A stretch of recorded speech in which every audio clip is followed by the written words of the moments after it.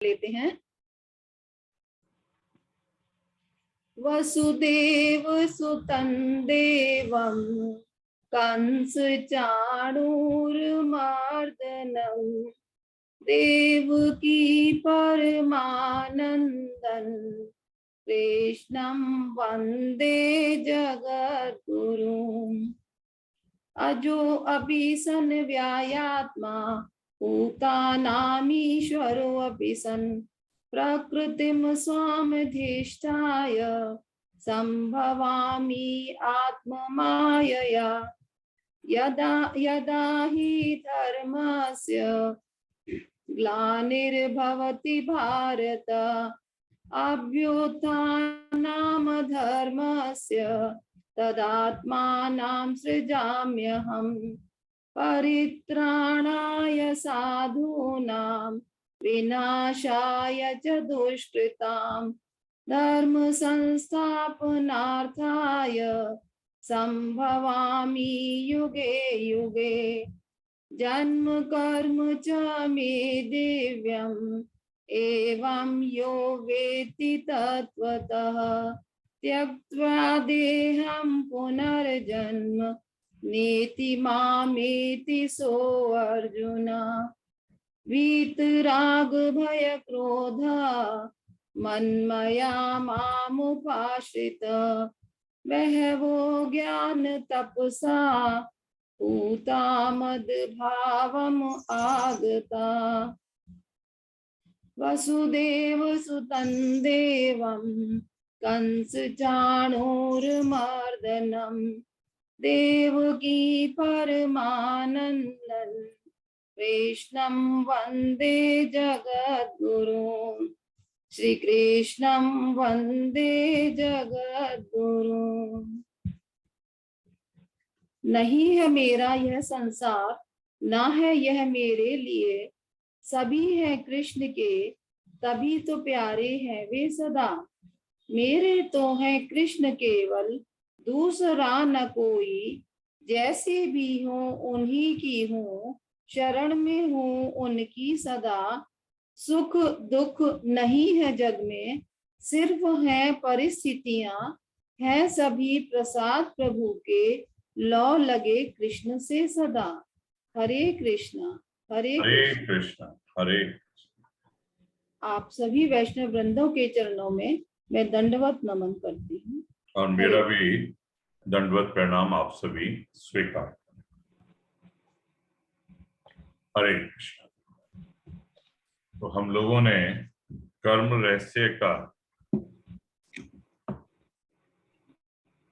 काफी अच्छा अब तक का पोर्शन जो क्रियमान कर्मों का है वो तो कर ही लिया था, और मुझे लगता है कि हमने संचित कर्म भी प्रारंभ कर दिए थे शायद। सर करने हैं। हरे कृष्णा। आज से करने हैं, ठीक है। तो हम संचित कर्म वाला पोर्शन आज से प्रारंभ करेंगे। चलिए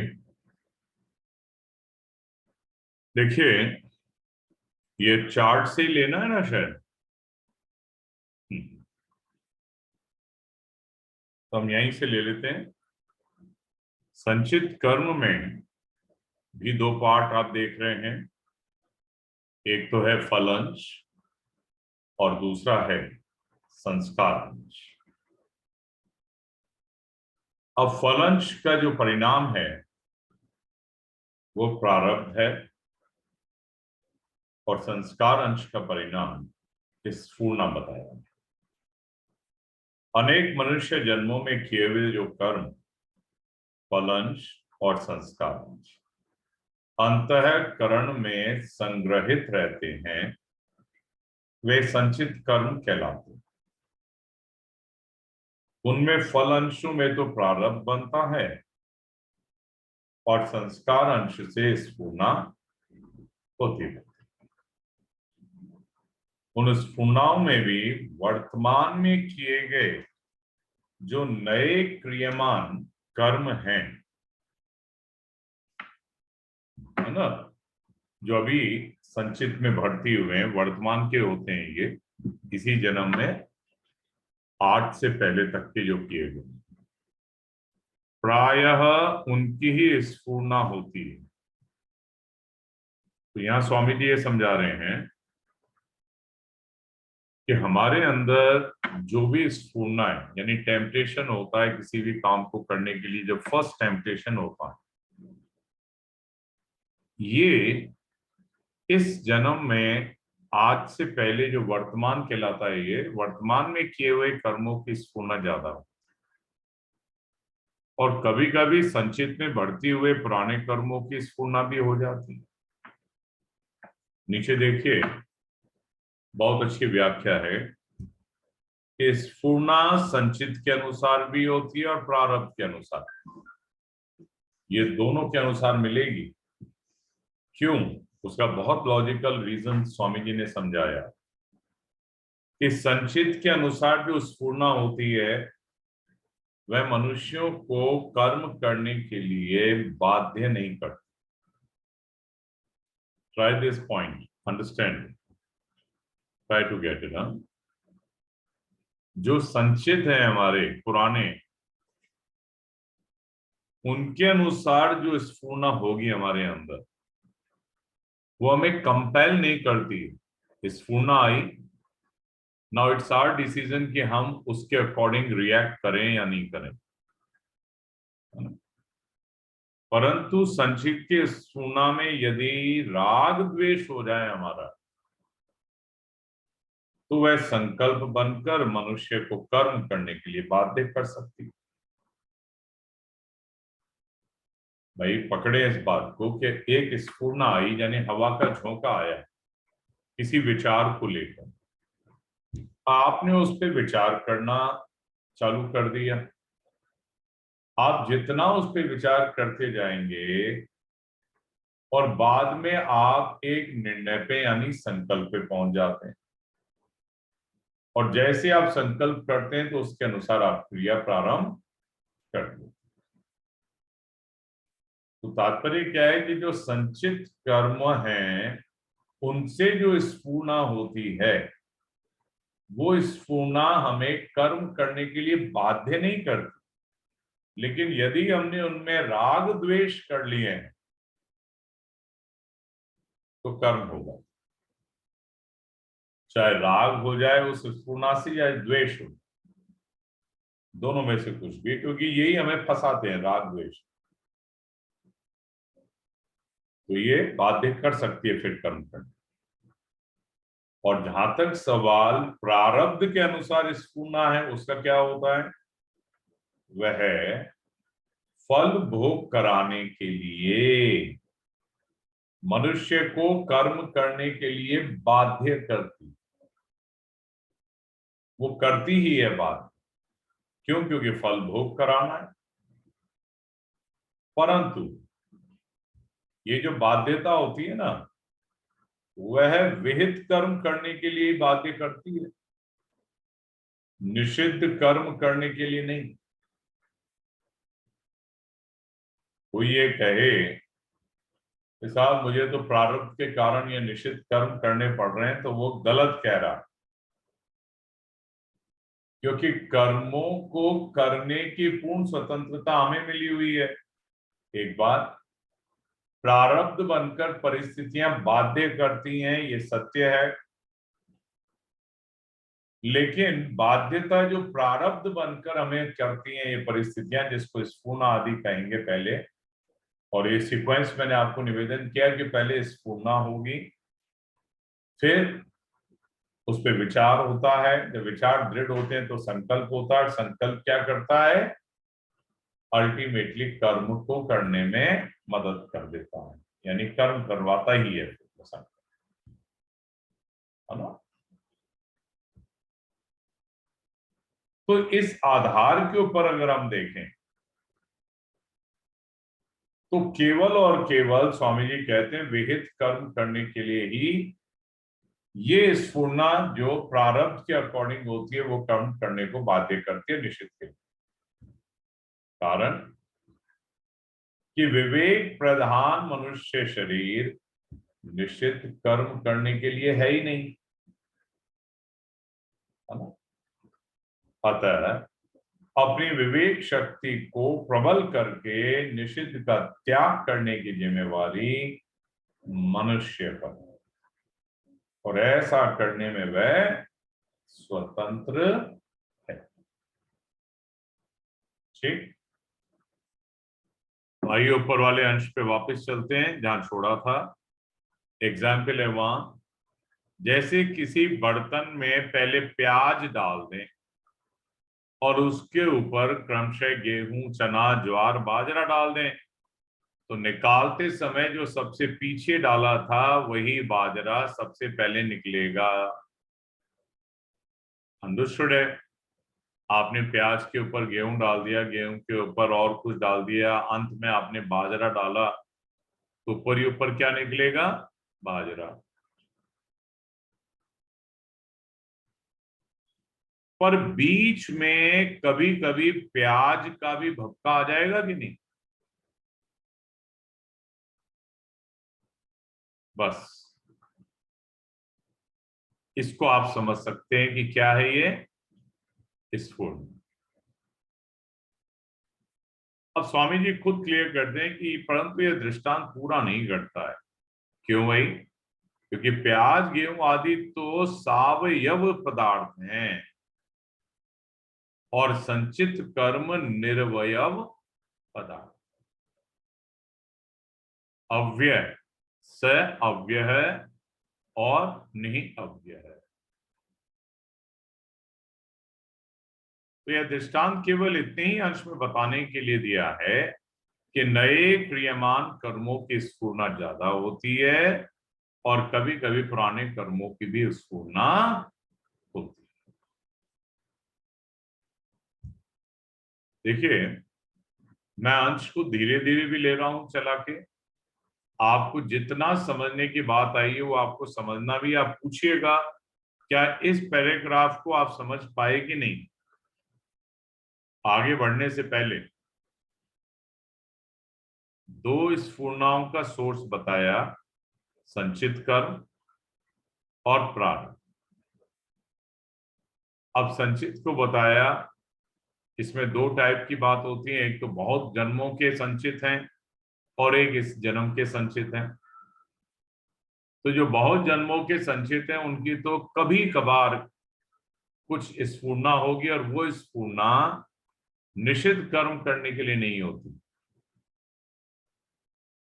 जबकि वर्तमान में जो स्फुरनाएं आई हैं संचित के कारण, वर्तमान के संचित कर्मों के कारण, उनमें यदि हम राग द्वेष कर लेते हैं, क्योंकि वो ज्यादा आती है हमारे स्फुरना के रूप में, वो ज्यादा आती है, तो वो क्या करेंगे? कर्म करने को बाध्य करते।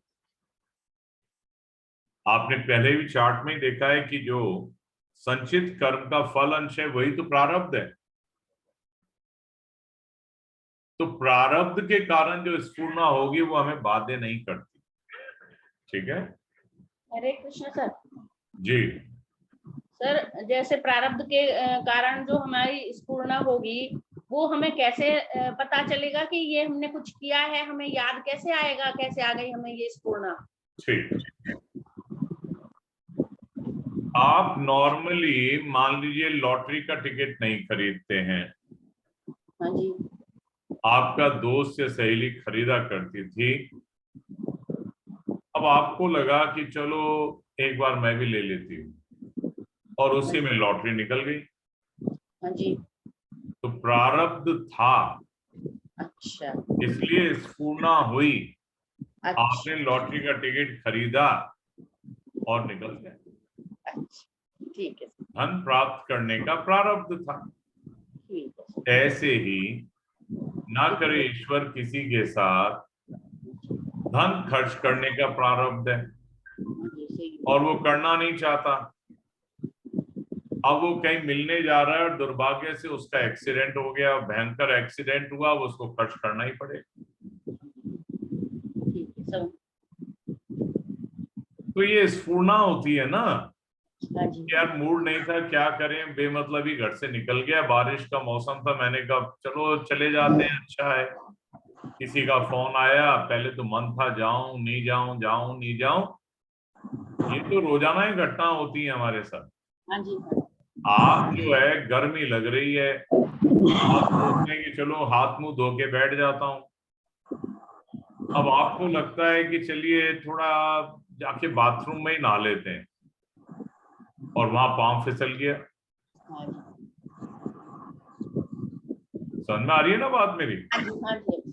तो प्रारब्ध के रूप में कुछ भी अगर हमारे को इसका फल भुगतना है, नेगेटिव या पॉजिटिव दोनों ही, अचानक तो बैठ बैठ उसके के हम लिए, कर बैठे। हाँ। हाँ, उसके लिए परिस्थिति बन जाती है और एक हल्की सी व्यू आता है, उससे हम आगे बढ़ जाते हैं। ठीक। हरे और कोई कृष्णा बात सर। किसी को पूछनी है? हरे कृष्णा सर। हरे कृष्णा, बोले। सर मुझे ये सावयव और निर्यव का मीनिंग नहीं समझ मीनू आया। जी बताइए। सावयव यानी हरे सअवयव और हरे कृष्णा निर्यव। सर। हरे कृष्णा सर। हरे कृष्णा। मेरे हिसाब से मतलब अवयव होता है अंग शरीर वाला, जिसको कोई भौतिक रूप दिया हुआ है। तो प्याज और ये सारी चीजों पे तो कोई रूप है, लेकिन अपनी स्फुरणा का कोई रूप नहीं है। तो सावयव हो गया जिसको कोई अपन ने सॉलिड रूप दिया हुआ है, और निरवयव जिसका कोई अवयव नहीं है। अवयव अंगों को कहते हैं। देखिए, आप सही कह रही हैं। जो सावयव है, अव्यय है ना उसमें। अव्यय यानी कोई चीज, पदार्थ। जी। तो ये प्याज, गेहूं आदि तो पदार्थ के रूप में है। और जहां तक सवाल स्फुरना है, वो क्या है साहब? उसका कोई रूप नहीं है, तो होता मतलब। नहीं है। तो हम्म। संचित कर्म जो है उनका कोई रूप है ही नहीं, इसलिए वो निरवयव है। जी। ठीक है नलिनी जी? नलिनी जी ठीक है। हरे कृष्ण। हरे। तो इसी तरह जब नींद आती है तो उसमें भी स्फुरना होती है। नींद में जागृत अवस्था में दब जाने के कारण संचित की वह स्फुरना स्वप्न रूप से दिखने लग जाती है, और इसी को क्या कहते हैं? स्वप्न अवस्था। इसकी व्याख्या समझिए नीचे।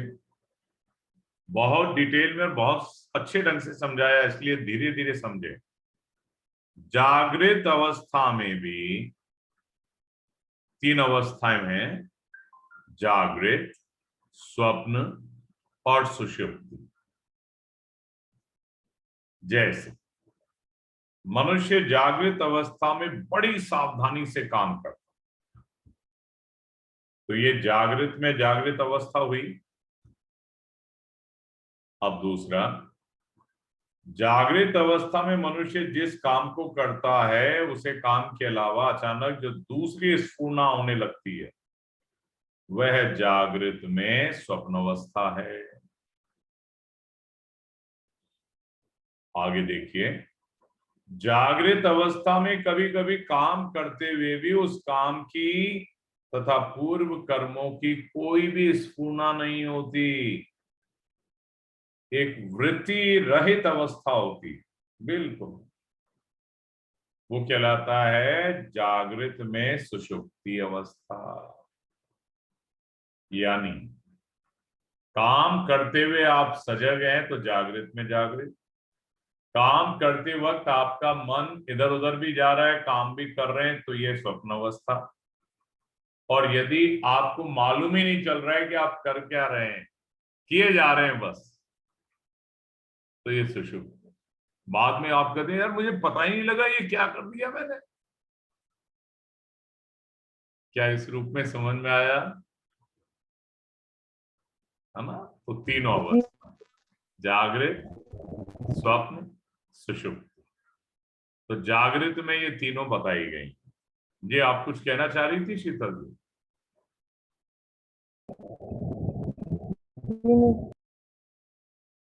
बोले आप वापिस म्यूट हो गई हैं आप। सर आपने समझाया ना तीन अवस्थाएं कैसे समझा जाएंगी। जागृत सुषुप्ति, जैसे जागृत में काम करके भी हम जाते हैं कि हमारा माइंड उधर काम में नहीं होता है, तो हम जागृत होके भी नहीं जागृत रहते हैं। ये कह रही समझ गए, जिस तरह से आपने समझाया ना तीनों अवस्थाएं। आप समझ समझ गई या आपको कुछ पूछना है? नहीं, समझ गए सर, समझ अरे गए। वाह, बहुत बढ़िया, बहुत बढ़िया। स्वामी जी की भाषा इतनी सरल है कि हम उसको अगर ध्यान से पढ़े ना तो सारी चीजें अपने व्यवहार की समझ में आती हैं। बहुत सुंदरता बना, बहुत सुंदर। आगे बढ़ते हैं। कर्म करने, इसी के नीचे वाला अंश पढ़ रहा हूं मैं, बोल्ड वाला। कर्म करने का वेग ज्यादा रहने से जागृत अवस्था में जागृत और स्वप्न अवस्था तो ज्यादा होती है, पर सुषुप्ति अवस्था बहुत थोड़ी होती है। अगर कोई साधक जागृत की स्वाभाविक सुषुप्ति को स्थायी बना ले तो उसका साधन बहुत तेज हो जाए। जागृत की सुषुप्ति को स्थायी बना ले, यानी काम भी करता चले और उसको एहसास तक नहीं हो कि मैंने कुछ कर दिया। इसका मतलब, हाँ गलत नहीं समझ लीजिएगा, इसका मतलब ये नहीं है कि वो काम बिगाड़ता है ना, काम बिगाड़ नहीं रहा है, काम कर रहा है, लेकिन उसको कोई थकावट आदि कुछ नहीं लग रही है। अब मैं एग्जाम्पल दूंगा, अभी पहले इसको पढ़ देते हैं पूरा। क्योंकि जागृत सुषुप्ति में साधक का परमात्मा के साथ निरावरण रूप से स्वतः संबंध होता है। ऐसे तो सुषुप्ति अवस्था में भी संसार का संबंध टूट जाता है। खाली सुषुप्ति, जागृत सुषुप्ति नहीं, खाली सुषुप्ति। ये कौन सी अवस्था है? जब हम सोते हैं, गाढ़ निद्रा आती है, ठीक है जी, वो खाली सुषुप्ति कहलाती है। तो उस सुषुप्ति में क्या होता है? हमारा स्थूल शरीर और सूक्ष्म शरीर से संबंध नहीं रहता। सूक्ष्म शरीर में क्या आता है? मन, बुद्धि आदि। अरे भाई, तो बुद्धि लीन हो गई तो कर्म कर ही नहीं सकते ना। विचार करके देखिए। लेकिन जागृत सुषुप्ति को एक अच्छी अवस्था बताने के पीछे कारण क्या है? यहां बुद्धि जागृत रहती है। पढ़े आगे पहले हम लोग। क्योंकि जागृत सुषुप्ति में साधक का परमात्मा के साथ निरावरण रूप से स्वतः संबंध होता है। ऐसे तो सुषुप्ति अवस्था में भी संसार का संबंध टूट जाता है, परंतु बुद्धि वृत्ति अज्ञान में लीन हो जाने से स्वरूप का स्पष्ट अनुभव नहीं होता। जागृत सुषुप्ति में बुद्धि जागृत रहने से स्वरूप का स्पष्ट अनुभव होता है। तो बात यह है, सुषुप्ति तो जागृत सुषुप्ति है या खाली सुषुप्ति? खाली सुषुप्ति में तो बुद्धि लीन हो गई, लेकिन जो जागृत सुषुप्ति है उसमें बुद्धि जागृत रहती। क्या मैं ये बात समझा पाया स्वामी जी ने जो लिखा है? क्या हम लोग इसको अपने अंदर अनुभव करते हैं कि नहीं? क्या बात है, आर्यन शर्मा जी जुड़े नहीं क्या? कौन आया है? हरे कृष्णा प्रभु जी, क्या हुआ?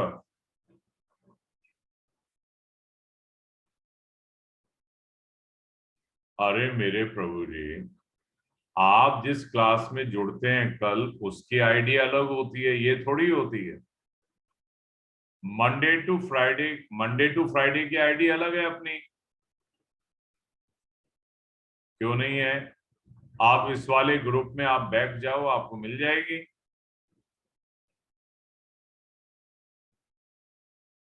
आप कैसे जुड़ते थे अभी तक फिर? अरे भाई, आपको मैं रोजाना आज नहीं भेजी होगी, अभी भेज देते हैं अभी, है ना? अरे आप में से कोई फॉरवर्ड करना जरा ग्रुप में वापस उस आईडी को। आप में से कोई भी जना मोबाइल से अपने ग्रुप में आईडी को फॉरवर्ड कर दीजिएगा।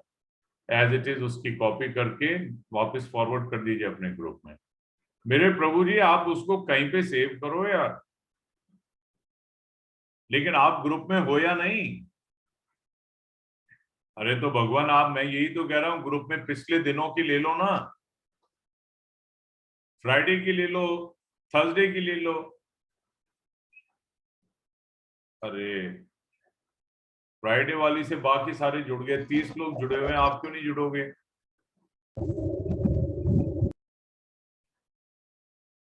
अच्छा प्रभु जी आपको मैं भेजता हूँ ना, आप अभी 2 मिनट ठहरो, मैं क्लास में था, ठहरो आप है ना। भेज दी सर, भेज दी। अरे इनके पता नहीं क्या प्रॉब्लम है, अब 30 लोग जुड़े हैं, वो क्यों नहीं जुड़ेंगे भाई? हरे कृष्णा सर। हाँ जी, सर विमला जी आ गई क्या? क्योंकि उनका भी कॉल आया था अभी कि वो जुड़ नहीं पा रही हैं। अभी देखता हूँ जरा, एक काम एक बार में हो पाएगा ना? जी जी जी। एक काम एक बार में हो पाएगा, अभी देखता हूँ।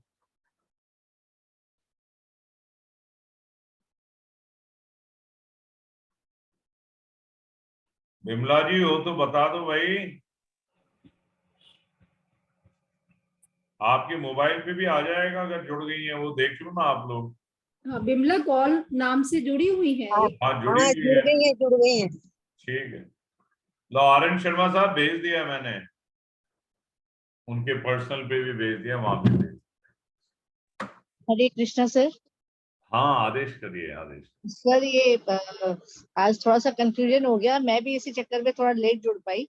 वो कल देवशयनी एकादशी वाला जो लिंक था ना, मैं उस पे कर रही थी, तो हो सकता है वो भी उसी पे कर रही हूँ, इससे नहीं जुड़ पा रही हूँ। कहूँ क्या? संभव है। मेरे साथ हुआ है अभी ऐसा। हाँ तो अपन क्या उस ग्रुप में वो भी डाला था मैंने, उससे ही कह रहे हैं वो उधर ये पहुंच सुसुप्ति अवस्था में है अभी।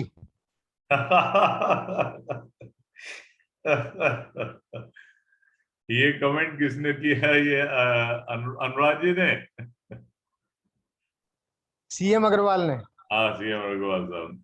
प्रभु जी आप सुषुप्ति में तो नहीं हो, आप किसी और आईडी पे डाल रहे हो, उस वाले ग्रुप में है वो दूसरी आईडी, 2 थी उस दिन फ्राइडे की।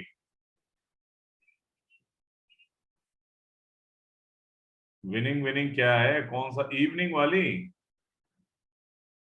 अरे सुनो मेरी बात सुनो, एक बार तो आप मुंह पे छींटे लगाओ अपने, और मैंने अभी आपके पर्सनल पे आईडी भेज दी है, जरा उससे जुड़ो आप। हरे कृष्णा। अग्रवाल साहब सही, आपने एक अपना विनोद की बात कह दी थोड़ी, आनंद आ गया। चलिए हम लोग जो है अब आप चलिए टॉपिक पे आ जाएं, है ना? तो ये आगे यही आया हुआ है जो अभी अग्रवाल साहब ने कहा, आइए उसको ही ले लेते हैं पहले, है ना? नहीं मैं इसी को तो स्टार्ट कर चुका हूं ना, हाँ यही तो चल रहा है, ठीक है। तो जागृत सुषुप्ति में बुद्धि जागृत रहने से स्वरूप का स्पष्ट अनुभव होता है। आगे स्वामी जी कहते हैं कि यह जागृत सुषुप्ति समाधि से भी विलक्षण है, समाधि से भी विलक्षण, क्योंकि यह स्वतः होती है और समाधि में अभ्यास के द्वारा वृत्तियों को एकाग्र तथा निरुद्ध करना पड़ता है। तो समाधि में तो वहां निरुद्ध करना पड़ता है वृत्तियों को, और यहां करना पड़ता नहीं है, अपने आप ही होता है, और बुद्धि भी जागृत रहती है। इसलिए समाधि में पुरुषार्थ साथ में रहने के कारण शरीर में स्थिति होती है, परंतु जागृत सुषुप्ति में अभ्यास और अहंकार के बिना वृत्तियां स्वतः निरुद्ध होने के कारण स्वरूप में स्थिति होती है, अर्थात स्वरूप का अनुभव होता है। अब ये जो एग्जाम्पल दिया गया है ये तो आध्यात्म की दृष्टि से दिया गया, ये तो अभी भी फोन कर रहे हैं भाई, कारण मुझे अभी भी नहीं पता। हाँ प्रभु जी बताओ अब क्या हो गया?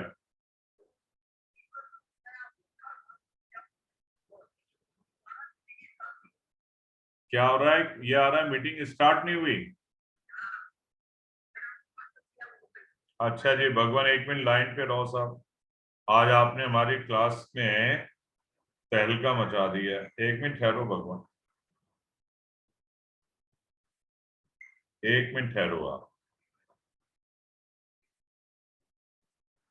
मेरे प्रभु जी, मीटिंग आईडी देखो क्या है। मैंने आपको भेजी, उसकी मीटिंग आईडी है 3378464770। आप मीटिंग आईडी ले रहे हो 8447096248 अरे साहब उसको छोड़ो, आप तो ये ज्वाइन पे जाओ, ज्वाइन पे मीटिंग आईडी डालो 3378464770। ये मीटिंग आईडी जो अभी मैंने आपको भेजी है उस पे जाके वो मीटिंग आईडी डालो और पासवर्ड केशव डालो और फिर जुड़ो। आप मीटिंग आईडी चेक करो ना, वो अलग मीटिंग है, ये अलग मीटिंग है। हरे कृष्णा प्रभु।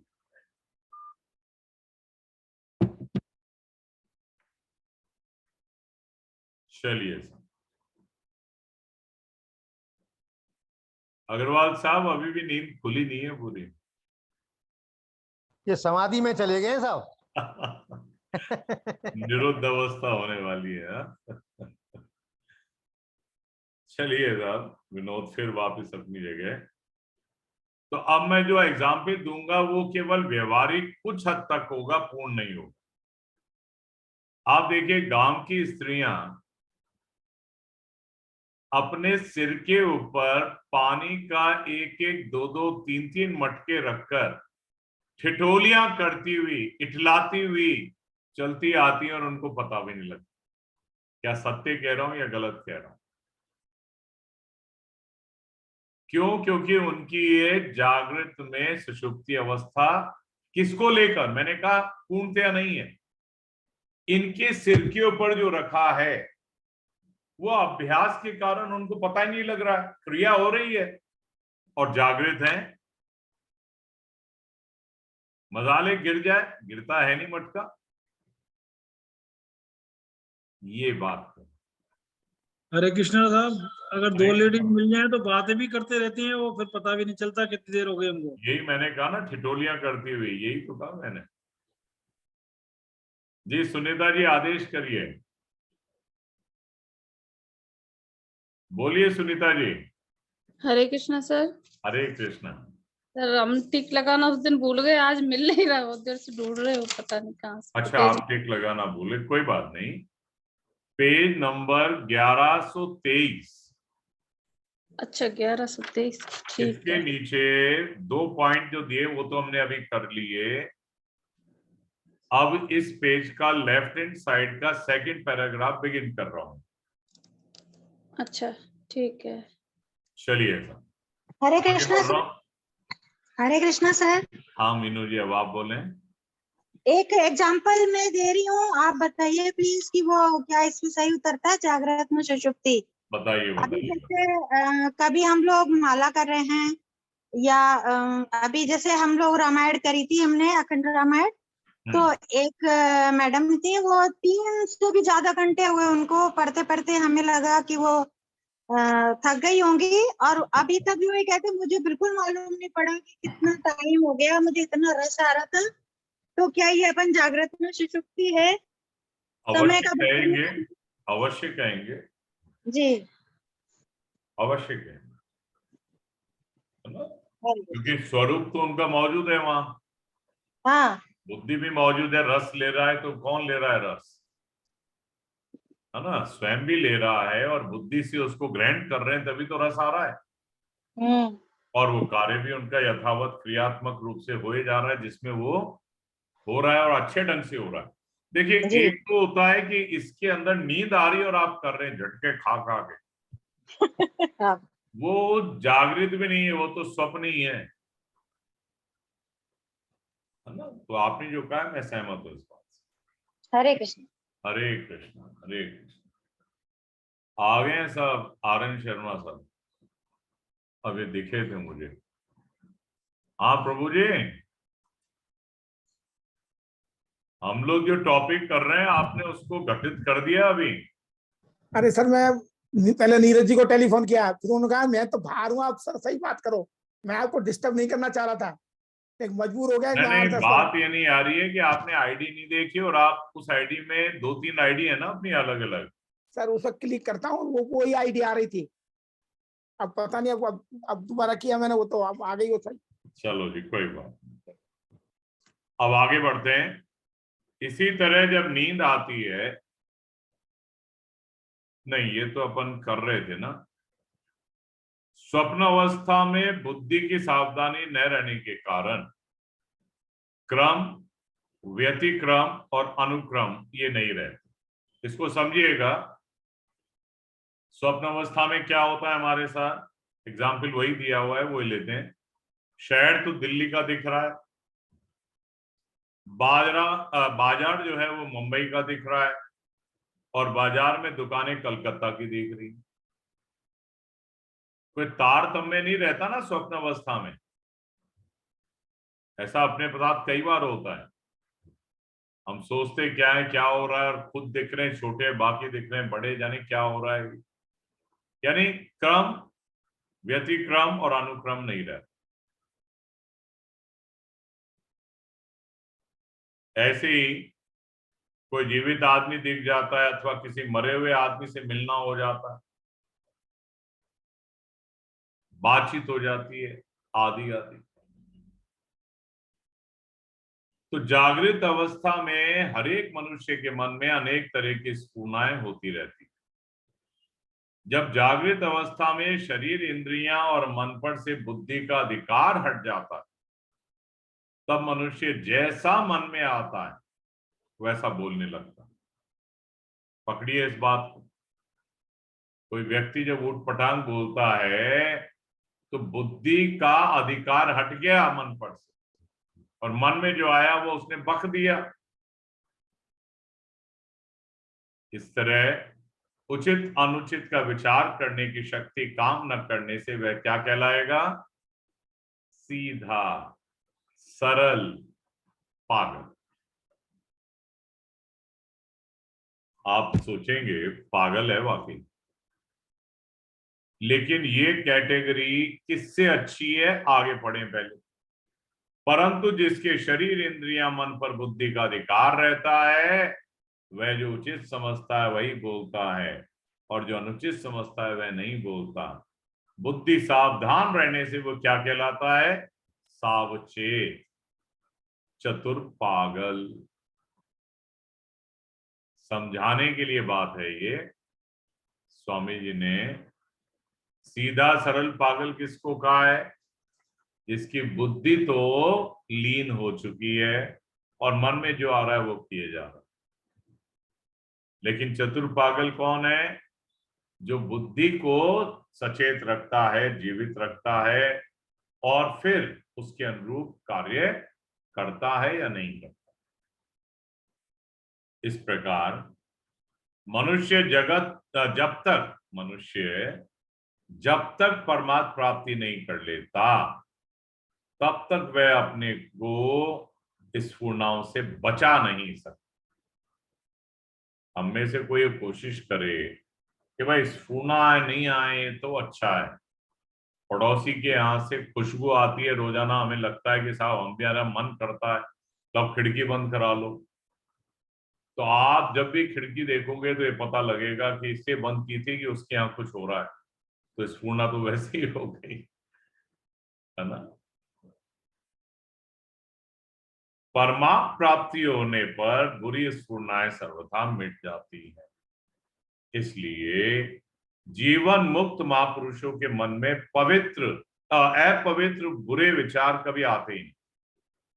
और अगर उसके कहलाने वाले शरीर में प्रारब्धवश, व्याधि आदि किसी कारणवश कभी बेहोशी, उन्माद आदि हो जाता है, तो उसमें भी वह न तो शास्त्र निषिद्ध बोलता है और न शास्त्र निषिद्ध कुछ करता ही है।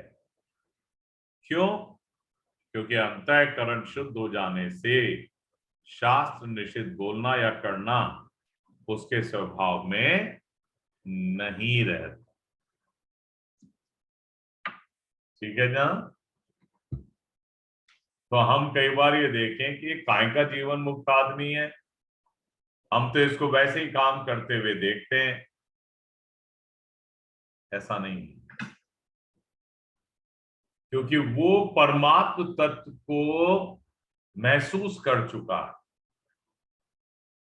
और जब ऐसा व्यक्ति परमात्म तत्व को महसूस कर लेता है तो वो कुछ भी करता हुआ उसकी दृष्टि में परमात्मा की आज्ञा रहती है। और हम चूंकि सांसारी लोग हैं तो हम क्या मान के चलते हैं कि ये बहुत बड़ा कोई पाखंडी है, देखो इस ढंग से कर रहा है और बनता क्या है।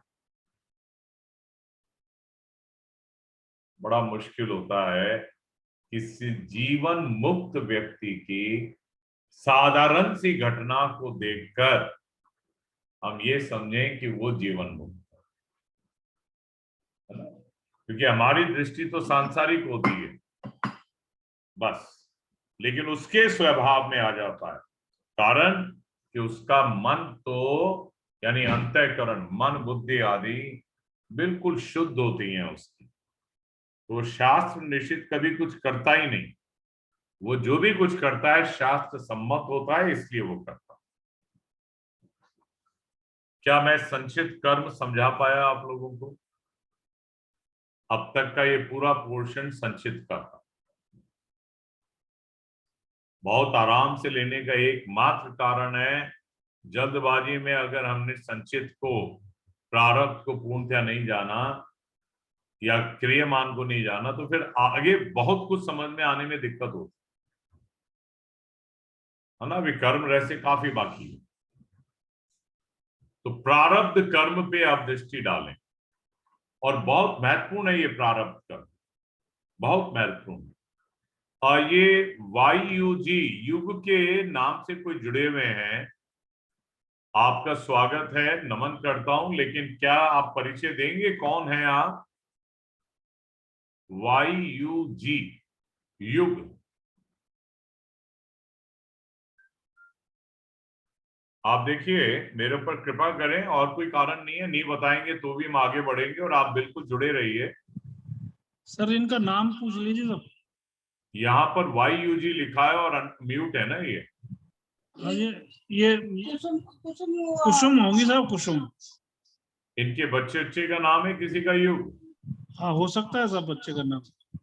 नहीं वो तो संभव है, लेकिन वाईयूजी करके जुड़े। चलिए कोई बात नहीं, कंफर्म नहीं है सर। कुसुम आप बात हुई थी कुसुम, कुसुम के लिए। बहुत सुंदर, कोई बात नहीं, आप मुझ पर कृपा रखें और जुड़े रहें यहाँ पर ना, बहुत अच्छा। हम तो एक बात जानते हैं कि भगवान की वाणी जितनी पहुंचे उतनी कम है। तो आगे बढ़ते हैं। अब प्रारब्ध कर्म का चार्ट देखिए आप सब लोग, एक बार दृष्टि डालिए।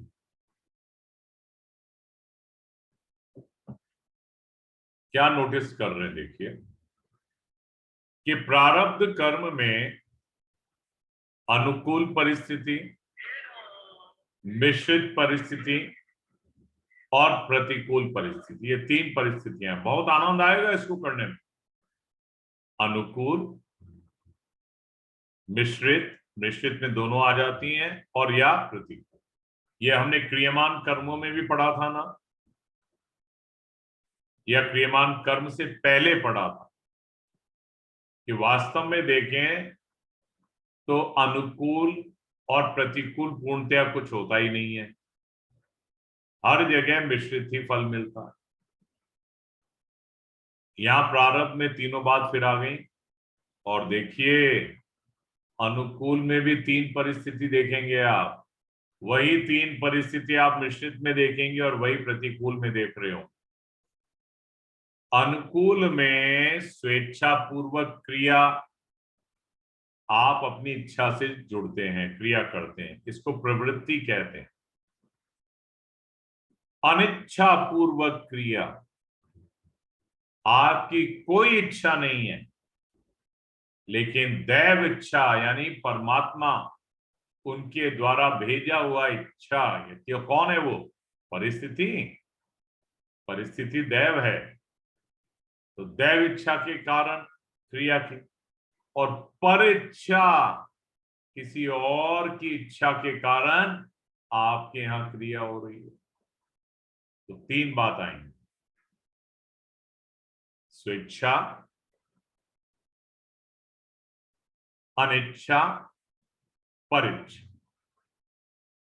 और ऊपर मूल बात प्रारब्ध के 3, अनुकूल, मिश्रित, प्रतिकूल। अनुकूल में ये तीनों, मिश्रित में ये तीनों, और प्रतिकूल में सेम तीनों। सेम तीनों से मतलब तीनों हेडिंग सेम है। तो चार्ट तो क्लियर हो गया होगा। अब देखिए, नीचे हूं मैं।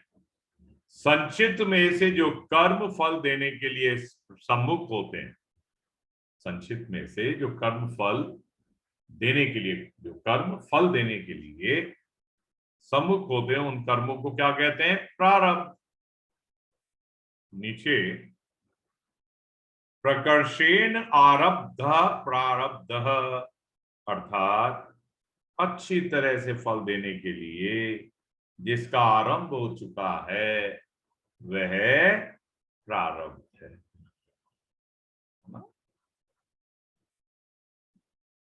तो प्रारब्ध कर्मों का फल तो अनुकूल या प्रतिकूल परिस्थिति के रूप में सामने आता है, परंतु उन प्रारब्ध कर्मों को भोगने के लिए प्राणियों की जो प्रवृत्ति होती है, यानी वो जो कर्म करने के लिए प्रवृत्त होते हैं, क्रिया करने के लिए प्रवृत्त होते हैं, वो 3 प्रकार है। स्वेच्छा पूर्वक यानी खुद की इच्छा है, अनिच्छा खुद की नहीं है लेकिन दैव इच्छा रही, और परिच्छा।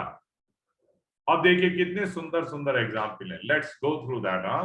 पहला, किसी व्यापारी ने माल खरीदा तो उसमें मुनाफा हो गया, प्रॉफिट हो गया। ऐसे ही किसी दूसरे व्यापारी ने माल खरीदा तो उसमें घाटा लग गया। अब इन दोनों में मुनाफा होना और घाटा लगना, ये तो उनके शुभ अशुभ कर्मों से बने हुए प्रारब्ध के फल हैं, परंतु माल खरीदने में उनकी प्रवृत्ति स्वेच्छा पूर्वक है कि नहीं? खुद ने ही तो निर्णय लिया, दोनों ने, खुद ने स्वयं ने निर्णय लिया, तो स्वेच्छा पूर्वक उनकी प्रवृत्ति थी और प्रारब्ध के अनुसार एक को प्रॉफिट हुआ, दूसरे को लॉस। एक एग्जाम्पल क्लियर है ये? दूसरा देखिए, कोई सज्जन कहीं जा रहा था तो आगे आने वाली नदी में बाढ़ के प्रवाह के कारण एक धन का टोकरा बहकर आया और उस सज्जन ने उसे निकाल लिया। ऐसे ही कोई सज्जन कहीं जा रहा था, उस पर वृक्ष की एक टहनी गिर गई, चोट लग गई। अब इन दोनों में धन का मिलना और चोट का लगना, ये तो उनके शुभ अशुभ कर्मों से बने प्रारब्ध का फल है ना। परंतु धन का टोकरा मिलना और वृक्ष की टहनी गिरना, ये प्रवृत्ति उसने इच्छा से की थी क्या? अनिच्छा यानी दैव इच्छा पूर्वक। असहमति का तो कोई कारण ही नहीं दिखता यहां पर, अपने आप में क्लियर है। अब तीसरा देखिए, किसी धनी व्यक्ति ने किसी बच्चे को गोद ले लिया, अर्थात उसको पुत्र रूप में स्वीकार कर लिया, जिससे उसका सब धन उस बच्चे को मिल गया। अब यहीं तक पहले समझे, बच्चे को धन मिलना क्या बच्चे की इच्छा थी? पर इच्छा थी कि नहीं? है ना?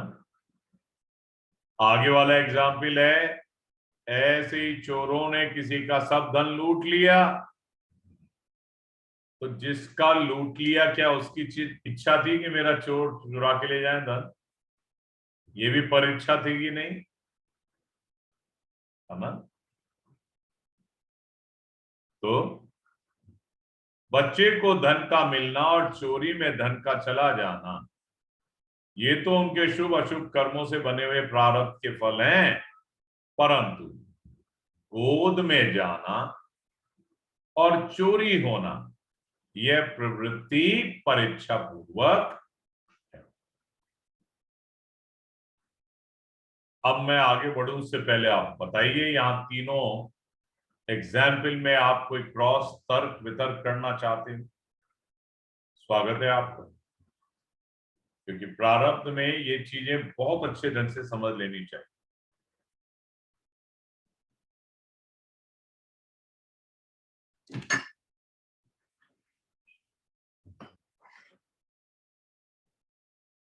डाउट मत रखिएगा तनिक भी।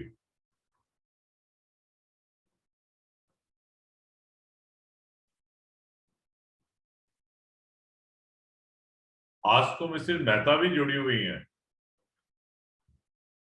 मिसेज मेहता, आज तो बहुत दिनों बाद दर्शन हो रहे हैं आपके।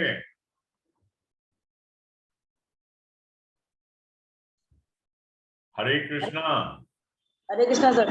नहीं, मैं तो जुड़ती हूँ, कभी कभी रह जाता है सर। हाँ, वही तो मैं कह रहा हूँ, मैं देखता ही कभी कभी हूँ आपकी तरफ, इसलिए। और वही उस समय आप जुड़ते नहीं हो। Yes sir. हरे कृष्णा। स्वास्थ्य ठीक है ना? Yes sir. बहुत इंपॉर्टेंट कर्म रहस्य चल रहा है, तो आप इसको मिस मत करिए भाई। हरे कृष्ण। हरे कृष्ण। आगे बढ़ सकता हूँ? इसका मतलब कोई कुछ नहीं पूछ रहा है? ओके, हरे कृष्ण सर। चलिए पूछिए। सर ये एग्जाम्पल 2 और 3 में डिफरेंस थोड़ा सा कम क्लियर हुआ है। आप जितना चाहें उतना क्लियर कराइए, बोलिए क्या डाउट है। सेकंड, दैव इच्छा यहाँ पर एग्जाम्पल 2 में दैव इच्छा बोला है उन्होंने। हाँ दैव इच्छा ही है। और एग्जाम्पल 3 में परीक्षा। हाँ गोद में जाना और चोरी होना यह परीक्षा पूर्वक बिल्कुल हुई है।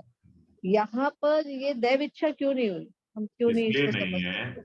दैव किसे कहते हैं? दैव किसे कहते हैं? प्रभु की इच्छा से होना, मुझे यही समझ में आया। हाँ हाँ, आप दैव उनको मान लें। यानी क्या होता है, हमने कुछ नहीं चाहा, दूसरे ने कुछ नहीं चाहा, लेकिन फिर भी हो गया, तो कौन आए और कौन आया फिर? प्रभु से हुआ। इसलिए प्रभु का जो परिस्थिति वश भेजने का कारण किसी का भी हो, वो दैव इच्छा है। परीक्षा तो वो होती है जिसमें कि किसी ने चाहा ये, जैसे चोर चोरी करने ही तो आया था, वो तो चाहता था चोरी करना। और ये तीनों हैं प्रारब्धी। आप ऊपर टॉप पे देख रहे हैं तो प्रारब्ध कर्म का ही फल है, ठीक है ना? एक में हमारी इच्छा चल रही है, दूसरे में दूसरे की इच्छा चल रही है, और तीसरे में ना हमारी है ना दूसरे की। फिर कैसे हुआ? ये दैव इच्छा। ठीक है प्रभु जी?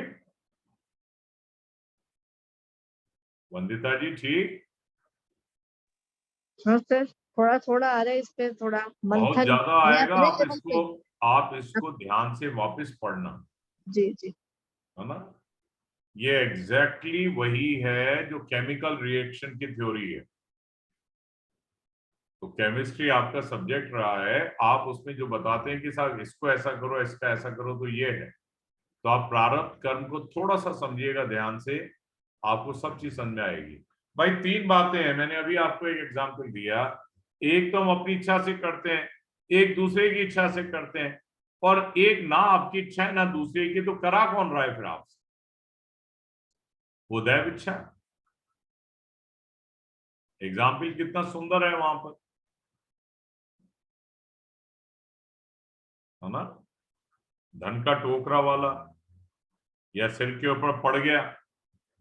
अब किसी XYZ ने तो तोड़ के टैनी मारी नहीं आपके, आग की टहनी खाने की इच्छा नहीं थी कि गिर जाए, तो किया कैसे, कहां से हुआ?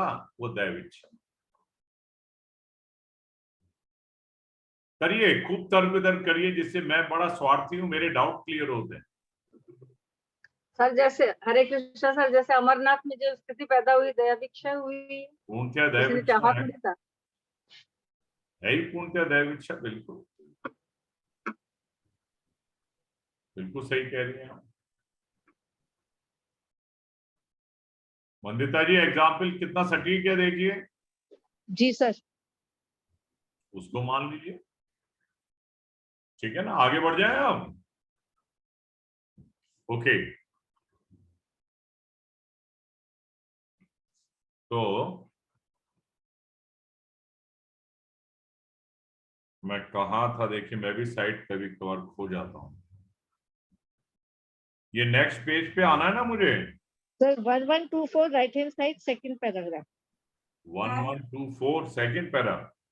हाँ सर, पॉइंट 3 के नीचे वाला पैराग्राफ। हाँ, यहाँ एक बात और समझ लेनी चाहिए कि कर्मों का फल कर्म नहीं होता, प्रत्युत परिस्थिति होती है। अर्थात प्रारब्ध कर्मों का फल परिस्थिति रूप से सामने आता है।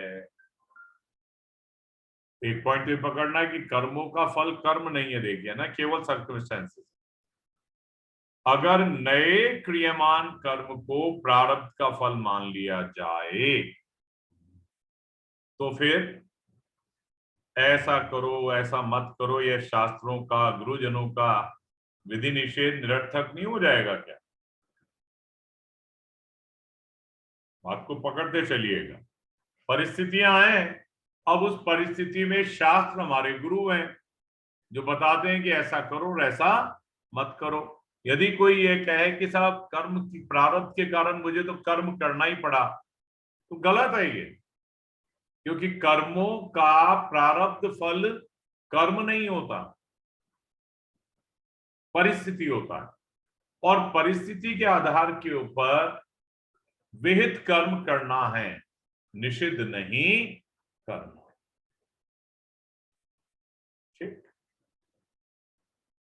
दूसरी बात, पहले जैसे कर्म किए थे कि उन्हीं के अनुसार जन्म होगा और उन्हीं के अनुसार कर्म होंगे, तो फिर ये कर्म आगे नए कर्म पैदा कर देंगे, जिससे कर्म परंपरा चलती रहेगी, अर्थात फिर तो इसका कभी अंत आएगा ही नहीं।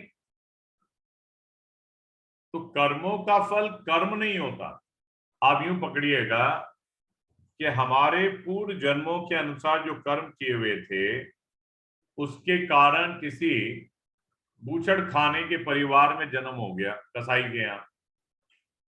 अब वहां कसाई के यहाँ जन्म होने में तो पुराने कर्म आपके कारण बने, लेकिन वर्तमान में आप कसाई का काम करें या ना करें, ये तो स्वतंत्रता है ना आपको। ये कौन बातें कर रहा है? ठीक। तो कर्मों का प्रारब्ध फल कर्म नहीं होता, परिस्थिति होती। प्रारब्ध कर्म से मिलने वाले फल के दो भेद हैं, प्राप्त फल, अप्राप्त फल। अभी प्राणियों के सामने जो अनुकूल या प्रतिकूल परिस्थिति आ रही है, वह प्राप्त फल, और इसी जन्म में जो अनुकूल या प्रतिकूल परिस्थिति भविष्य में आने वाली है, वो अप्राप्त फल। यहां तक क्या पोर्शन पूछिए, अगर कहीं पे आप अटक गए हो तो पूछिए। हरे कृष्णा सर। हरे कृष्णा, बताएं। सर कई बार ऐसी परिस्थिति होती है कि परिस्थिति आई, आप नहीं चाह रहे हैं वो, फिर भी वो काम हो जाता है, जैसे किसी का मर्डर आप नहीं चाह रहे, ये सेल्फ डिफेंस में आप कुछ, आपके सामने ऐसी परिस्थिति आएगी सेल्फ डिफेंस में आपको उसको मारना पड़ा या उसके ऊपर सिर पे कुछ भी फेंकना पड़ा और वो मर गया। तो ये चाहा तो नहीं था, लेकिन परिस्थिति आई और निषेध कार्य है, लेकिन उस टाइम अनजाने अनजाने में ही हुआ, तो इसको कौन सी परिस्थिति कहें? देखिए, अगर जानने में हुआ तो ये आपका अशुभ कर्म है। किसी की हत्या करना हमारा अधिकार नहीं है। अनजाने में यदि हुआ तो इसका निर्णय अदालत और शासन करता है। आप अपना पक्ष रखिए और प्रूफ रखिए। अभी वो केस भी अपन ने पढ़ा ही ना इसका। लेकिन ये परिस्थिति आई, ऐसी करना नहीं चाहते थे, हुआ नहीं। परिस्थिति आपको कर्म करने के लिए बाध्य नहीं करती। अगर हमारा विवेक जागा हुआ है तो बात को थोड़ा गहराई में जाइएगा, साधारण मत लीजिएगा ये परिस्थिति। नहीं, लेकिन अपन नहीं चाह रहे, ना करना चाह रहे निश्चित कार्य, लेकिन अगर नहीं चाह रहे तो कोई ताकत नहीं है जो आपसे करा दे। देखिए, आपको खुद को मार रहा है कोई और आप उसके डिफेंस में करेंगे डिफेंस तो करते जाइए डिफेंस। देखो हो जाए अचानक तो उसको बता दिया ना अभी यही तो कहा मैंने। और क्या कहा, गौर करिए उस बात के ऊपर। क्या कहा मैंने कि ये परिस्थिति जो भी आई उसको आपको शासन अध्यक्ष या अदालत में प्रूव करना है कि साहब मेरे पास विकल्प क्या था, इसके अलावा मैं नहीं चाहता था, मुझे मालूम भी नहीं कैसे हो गया। वो सारी बात की बातें देखिए। अभी उस गहराई में आप जाएंगे तो उससे पहले बहुत कुछ जानना शेष है, बहुत कुछ जानना शेष है। और जाइए, बिल्कुल जाइए, लेकिन मंथन करते चलिए। अभी स्वामी जी ने समझाया कि कर्मों में जो परिस्थिति पैदा हुई प्रारब्ध के रूप में, उसमें कर्म करना है ये बाध्यता नहीं है। उससे पहले हम स्फूर्णा पढ़ के आए कि प्रारब्ध के द्वारा जो स्फूर्णा होती है वो निषिद्ध कर्म नहीं कराती है हमसे। तो हमारे अंदर कहीं ना कहीं ये घृणा है, कोई ऐसी बात है, राग द्वेष है, अपने शरीर से राग है या धन आदि से राग है, कोई ना कोई ऐसा कारण है। और ये चीज आध्यात्म की दृष्टि से और शासन की दृष्टि से अलग अलग देखी जाती। हम दोनों को जोड़ के देखेंगे तो कहीं ना कहीं कंफ्यूज होंगे। आध्यात्म पे दृष्टि रखिए। आध्यात्म क्या कहता है? हमें किसी को मारने का अधिकार नहीं, और परिस्थिति आई तो उस परिस्थिति का सामना करना। सामना करने का मतलब ये नहीं है कि किसी की जिंदगी को खत्म कर दे। जैसे आप चल रहे हैं सड़क के ऊपर, अब मान लीजिए कुत्ते ने अटैक कर दिया, तो कुत्ते को जान से मारना जरूरी है या उससे बचने का उपाय करना जरूरी है? बचने का उपाय तो पहले तो बचने का उपाय ही करेगा इंसान। पहले क्या, अंत तक।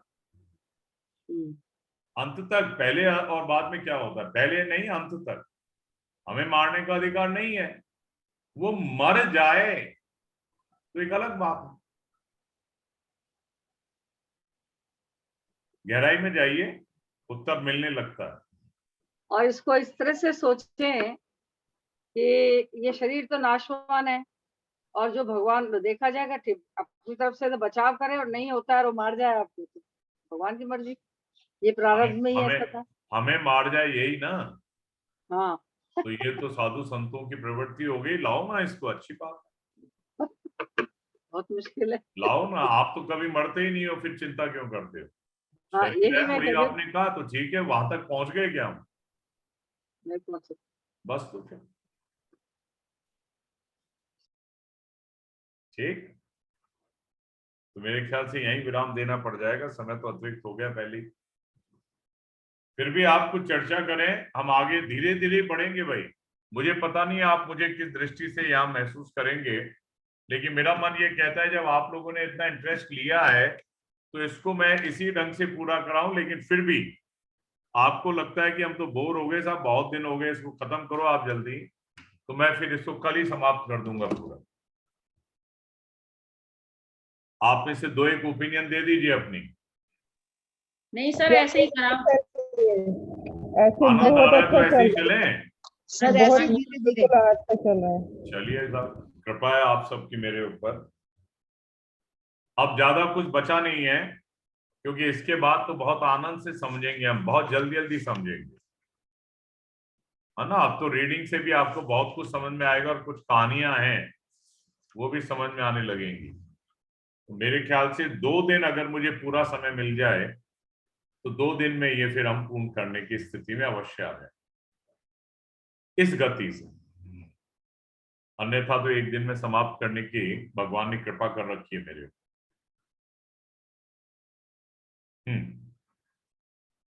आपकी कोई और शंका हो तो आदेश करिए,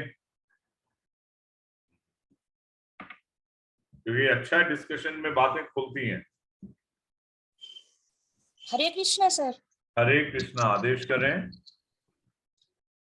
सर एक बार मैं छत के ऊपर घूम रही थी तो गिरे तो नहीं? सर गिरे नहीं, आराम से घूम रहे थे। हाँ बताएं। तो वहां पर एक कबूतर आया। अच्छा जी। तो फिर थोड़ी देर बाद क्या देखती हूँ कि एक बिल्ली आके उस कबूतर को झपट लिया। हाँ। तो मैंने भाग के जाके उसको हटाया तो बिल्ली भाग गई। तो सर मुझे शंका इस चीज की है कि मैंने सही किया कि गलत किया। उसके प्राण बचाए तो वो सही किया, या उसका भोजन से उसको हटाया कि वो सही, क्या सही था मेरे को समझ में नहीं आया। शिवजी महाराज की कथा सुनी है क्या? जी सर। और शिवजी महाराज ने सही किया या गलत किया? सर सही किया। तो आपने सही किया। हमारा कर्तव्य है किसी को बचाना, मारना नहीं, है ना? सही है, बिल्ली का भोजन था वो। अब अगर बिल्ली आपके पास आके कहती है मैं भूखी थी, तैने ऐसा क्यों किया, तो उसको खाने लायक दूध पिला दो, कुछ दे दो, कार्य हो गया। जी सर। प्रकृति है उसकी। हमारी प्रकृति यानी हमारा जो रूप है वो क्या है? मदद करना, सेवा करना। तो 100% सही किया। सर ये अभयदान का एग्जाम्पल हुआ, अभयदान किया इन्होंने, भय से मुक्त किया उस कबूतर को। अब उसको आप उस श्रेणी में लेना चाहें ले, स्वच्छंद है, क्योंकि मर जाता वो कबूतर तो आपने दान दे दिया। तो अभयदान वास्तव में अभयदान नहीं। अभयदान जो आध्यात्म की दृष्टि से देखा जाता है वो चिंता मुक्त करना होता है। अभयदान का मतलब क्या होता है? भय ना लगे, अभय, तो किसी बात का भय नहीं।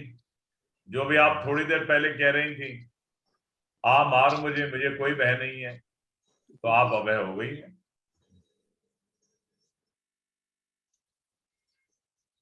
सर एक प्रश्न और है। हाँ आप 3 करिए, आनंद आ रहा है मुझे, पता है। सर जैसे हम ठाकुर जी की सेवा करते हैं या पूजा करते हैं या जो भी करते हैं, सर वो क्या प्रारब्ध से मिलता है या भगवान की कृपा से मिलता है? कर्म करना हमारा अधिकार मनुष्य जन्म का है, परिस्थिति मिलना प्रारब्ध का है। जैसे हमारे सामने परिस्थिति आई कि वो व्यक्ति को आवश्यकता है, ये प्रारब्ध के कारण आई है, हमारे प्रारब्ध के कारण, और उसके अनुरूप शास्त्रों के आज्ञा अनुसार हमने कर्म किया, ये हमें अधिकार मिला हुआ। क्या मैं उचित बात कह पाया? आप समझ पाए? जी सर। अभी अभी हमने चर्चा की, कर्म प्रारब्ध का कारण नहीं है, परिस्थिति कारण। और परिस्थिति वो बनती है स्वेच्छा से, दैविच्छा से, परीक्षा से, है ना? तो वो व्यक्ति सेवा नहीं चाहता था, आपका कोई इरादा नहीं था, तो दैविच्छा से बना, क्योंकि प्रारब्ध आपका भुगताना था। ठीक बात है? जी जी सर। और पूछिए इसके अलावा। हरे कृष्ण सर। हरे कृष्ण। जी सर, ये जो अपने पढ़ रहे हैं ना, परीक्षा और देव इच्छा, ये वाकई बहुत अच्छा है। और ये अपन घटते हुए भी अपने साथ देखते हैं, अपन प्रतिदिन होता है, प्रतिदिन होता है जी। तो इसमें मनमोहन दास जी महाराज जी बड़ा एक अच्छा उदाहरण देते हैं। बताएं। कहते हैं कि करने में सावधान रहो, होने में प्रसन्न, और होने को होने दो, प्रसन्न। हाँ। स्वामी रामसुखदास जी ने कहा है, करने में सावधान, होने में प्रसन्न। बहुत अच्छी बात है, उनका उदाहरण बहुत बढ़िया हाँ कि करना मतलब कर्म। कर्म जब मालूम है कि कर्म से ही परिस्थितियां आगे मिलती हैं, तो फिर क्यों ना जानबूझ के, भाई अज्ञानता में तो मनुष्य है, गलती का पुतला है, ये तो होती है, पर जानबूझ के तो कोशिश यही करें अपन की वाह कि अपने को तो अच्छा तो करना ही है, और उसमें भले अपनी अच्छी वाली अगर कामना भी आ जाए तो ही कोई बुरी बात नहीं, वो तो बहुत अच्छी बात, पर ये उसमें अच्छी एक बात है, कर्म आप में सही सब कह रही हैं, बिल्कुल सही बात है। ये जो बात है ना, अपने जीवन में हम लोग उतार के रख लें, करने में सावधान, होने में प्रसन्न। अब करने में सावधानी क्या है? शास्त्र अनुमोदित ही करें, विहित ना करें, निषिद्ध ना करें, है ना? तो ये है कर्मों में सावधान। अब बात हम कई बार कर चुके हैं ये वाला कि भाई हमें शास्त्र नहीं पढ़े तो हम क्या करें? तो भाई गुरुओं से सुनी हुई, संतों से सुनी हुई इन बात को हम लोग जाने। इसीलिए प्रतिदिन यदि हम भगवत गीता के सानिध्य में स्वाध्याय रूप से भी हैं, बहुत सीखने को मिलता है। आपको सत्य बताऊं, आप लोगों ने कई बार समर्थन किया है, मेरे साथ तो होता है ये। कई बातों पे मुझे अब भी बहुत क्रोध आ जाता है। तत्क्षण तो हो सकता है कमजोरी के कारण नियंत्रित नहीं रहता, लेकिन कुछ ही क्षण उपरांत जो है एहसास होने लग जाता है, अरे क्या कर बैठा है, कैसे किसी को कड़वे या इतने कठोर शब्द कह दिए। अंदर से ग्लानि होती है, मन करता है उससे क्षमा मांगू। ये क्या है? ये मेरे भगवत गीता का ही प्रभाव मुझ पर और भगवान का प्रभाव आप सब पे होता है। निरंतर भगवत गीता के सानिध्य में रहे हम लोग, कृपा प्रसाद स्वामी जी की बरस रही। तो आप बिल्कुल सत्य कह रही हैं सुनीता जी, करने में सावधान, होने में प्रसन्न, ये मंत्र है अपने आप को सुखी करने। सर ऐसे ही अपने वो वाली क्लास में महाराज जी को किसी ने बोला कि आपके क्लास में लेडीज ही ज्यादा हैं, महाराज जी को बोला। और आएगा ना, वन और होता है ना, थोड़ा एक मिनट।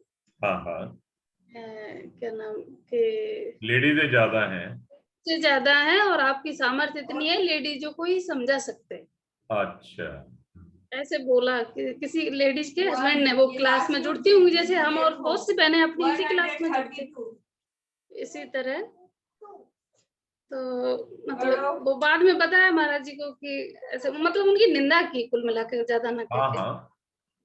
तो बताया महाराज जी ने कि भाई किसी बहन के पति ने ऐसे बोला, फोन करके बोला कि आपको कुछ नहीं आता है, आपकी लेडीजों तक ही पहुंचे। ठीक। तो साधक दास जी नहीं, जो अमेरिका से जुड़ते, तो उन्होंने हम सब ने फिर कहा, मतलब कि एक दिन भी हम कहे 5, वैसे तो 1-1.5 घंटे क्लास रहती है, अगर 1 मिनट भी अगर उस बात का अमल किया होता तो शायद आपको भी कुछ फायदा मिलता। वो अध्यात्म में इतनी पहुंच, प्योर अध्यात्म दे रहे बिना निशुल्क, कोई पैसा नहीं और समय दे रहे, ये कितनी बड़ी बात। बहुत बड़ा है सर। एक्चुअली संतों की प्रवृत्ति यही होती है, और जो संत होता है ना सुनीता जी, जो अभी तक मैं समझ पाया हूँ, उस पे इन बातों की प्रतिक्रिया तक नहीं होती। हाँ, नहीं वो तो इससे भी ऊपर उठ गए, निंदा स्थिति से भी ऊपर। वही मैं कह रहा हूँ ना, वही मैं कह रहा हूँ, मनमोहन दास जी तो बहुत ऊंचे संत है साहब। तो इसलिए मैं आपसे कह रहा हूं कि वो इसलिए उल्लेख करते हैं कि ये निर्मूल बातें हमारे चित्त में आती रहती है ना, और जो ये निर्मूल बातें आती हैं उसका असर भगवत गीता के साधक को नहीं पड़ता, ना साधक को पड़ता। जहां तक सवाल जो सिद्ध है उसकी तो बात ही छोड़ दे। तो जिनका आप नाम ले रहे हैं, परम श्रद्धेय मनमोहन दास जी महाराज, वो जो हैं सिद्ध हैं, बहुत ऊंचे संत हैं। मैं तो उनको एक बार सानिध्य में आ चुका हूँ, मानसरोवर में पधारे थे, तो वहां पर फिर उनके वचनों को सुनने गया था मैं। तो जैसे वो क्या करते हैं, जब जयपुर में आते हैं, कई जगह पे भी वो घरों में जा जाके भी कर लेते हैं। बड़ी सादगी है। यानी घरों में कौन जो साधक है ऑलरेडी परिचित, हर एक के नहीं जाते। ऐसा मैंने उनके बारे में सुना है और बहुत श्रेष्ठ बातें सुनी। उस टीम के अंदर बहुत सारे संत जुड़े हुए हैं। अशोक शर्मा साहब भी संत ही हैं। ऐसी संत प्रवृत्ति है उनकी, बस बहुत ऊंचे व्यवहार है उनका, बहुत ऊंचा व्यवहार। तो चलिए साहब, आज की चर्चा को यहाँ विराम दे दें, वरना अपनी आप लोग धक्का मार के भगा देंगे इस ग्रुप को। गोविंद जय जय गोपाल जय जय, गोविंद जय जय गोपाल जय जय, राधा रमन हरि गोविंद जय जय, राधा रमन हरि गोविंद जय जय, श्री राधा रमन हरि गोविंद जय जय, श्री राधा रमन हरि गोविंद जय जय। नाम संकीर्तनम यस्य, नाम संकीर्तनम यस्य, सर्व पाप प्रणाशनम, सर्व पाप प्रणाशनम, प्रणामो दुक्षम नस्तम नमामि हरिम परम, प्रणामो दुःखम नस्तम नमामि हरिम परम। अब आप लीजिएगा आगे।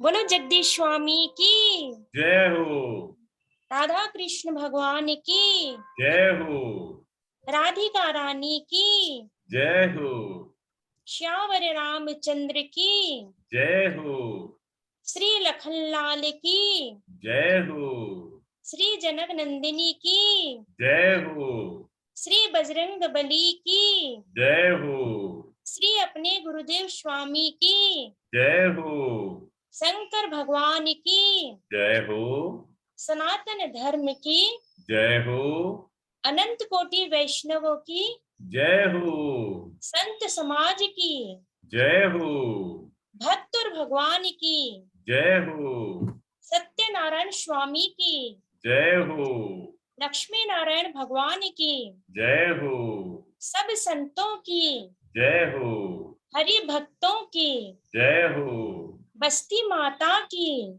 जय हो, गो माता की जय हो, धरती माता की जय हो, गंगा मैया यमुना मैया सरस्वती मैया की जय हो, जगन्नाथ महाप्रभु की जय हो, बोलो श्री अपने अपने गुरुदेव स्वामी की जय। जय हो, जय जय श्री राधे, जय जय जय जय श्री राधे, जय जय श्री राधे।